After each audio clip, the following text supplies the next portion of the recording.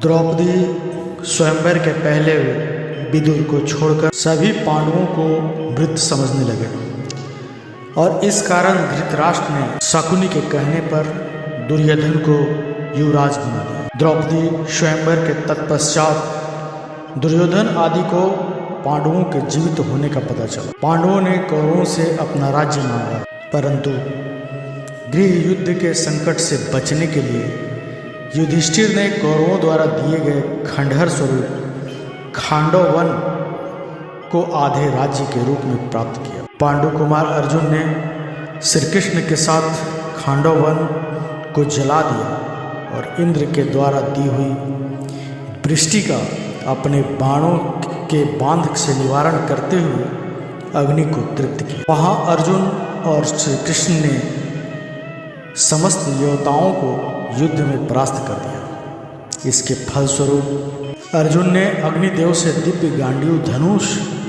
और उत्तम रथ प्राप्त किया और कृष्ण जी ने सुदर्शन चक्र प्राप्त किया। उन्हें युद्ध में भगवान कृष्ण जैसे सारथी मिले थे तथा उन्होंने आचार्य द्रोण से ब्रह्मास्त्र आदि दिव्य आयुध और कभी नष्ट न होने वाले बाण प्राप्त किए थे। इंद्र अपने पुत्र अर्जुन की वीरता देखकर अति प्रसन्न हुए। इंद्र के कहने पर देवशिल्पी विश्वकर्मा और मय दानों ने मिलकर खांडव वन को इंद्रपुरी जितने भव्य नगर में निर्मित कर दिया, जिसे इंद्रप्रस्थ नाम दिया गया। धर्मराज युधिष्ठिर 7 अक्षौहिणी सेना के स्वामी होकर कौरवों के साथ युद्ध करने को तैयार हुए। पहले भगवान श्री कृष्ण परम क्रोधी दुर्योधन के पास दूत बनकर गए।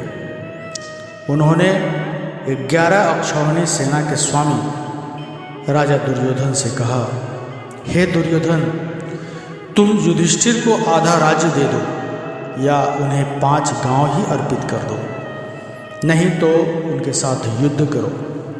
श्री कृष्ण की बात सुनकर दुर्योधन ने कहा, मैं उन्हें सुई की नोक के बराबर भूमि नहीं दूंगा। हाँ, उनसे युद्ध अवश्य करूंगा। ऐसा कहकर वह भगवान श्री कृष्ण को बंदी बनाने के लिए उद्यत हो गया। उस समय राज्यसभा में भगवान श्री कृष्ण ने अपने परम दुर्धर्ष विश्वरूप का दर्शन कराकर दुर्योधन को भयभीत कर दिया। फिर विदुर ने अपने घर ले जाकर भगवान श्री कृष्ण का पूजन और सत्कार किया। तदंतर वे युधिष्ठिर के पास लौट गए और बोले, महाराज, आप दुर्योधन के साथ युद्ध कीजिए। युधिष्ठिर और दुर्योधन की सेनाएं कुरुक्षेत्र के मैदान में जा डटी। अपने विपक्ष में पितामह भीष्म और आचार्य द्रोण आदि गुरुजनों को देखकर अर्जुन युद्ध से व्यर्थ हो गए। तब भगवान श्री कृष्ण ने उनसे कहा, पार्थ, भीष्म आदि गुरुजन शोक के योग्य नहीं। मनुष्य का शरीर विनाशशील है, किंतु आत्मा का कभी नाश नहीं होता।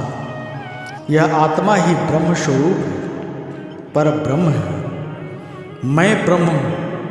इस प्रकार तुम उस आत्मा को समझो।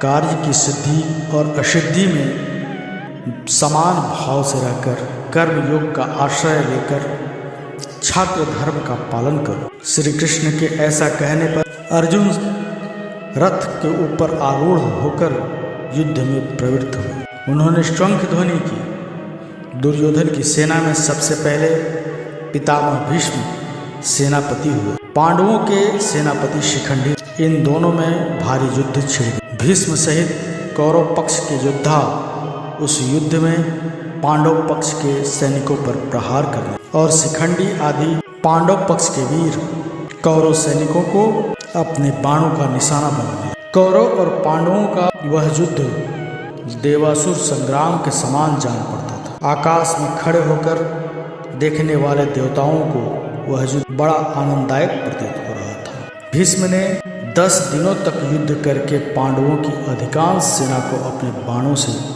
मार गिराया।